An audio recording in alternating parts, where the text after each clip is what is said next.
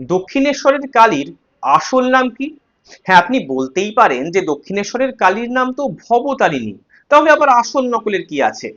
বলছি এমনই সব গল্প জানতেই তো কলকাতার কলম্বাসকে ফলো করতে হবে। দক্ষিণেশ্বরের কালীর আসল নাম হলো জগদীশ্বরী। এই নামেই তাঁর পুজো হয়। তাহলে ভবতারিণী নামটা কিভাবে এলো? দক্ষিণেশ্বর কালী মন্দিরের প্রতিষ্ঠাতা রানী রাসমণির কুলগুরু নবদ্বীপের পোড়ামাতলায় সাধন ভজন করতেন। এর কাছেই ছিল ভবতারিণীর মন্দির, সেখানেই তিনি ধ্যান এবং প্রসাদ গ্রহণ করতেন। নবদ্বীপের এই ভবতারিণীর নামেই রাসমণির কুলগুরু দক্ষিণেশ্বর মন্দির প্রতিষ্ঠার দিন জগদীশ্বরীর নাম রাখেন ভবতারিণী।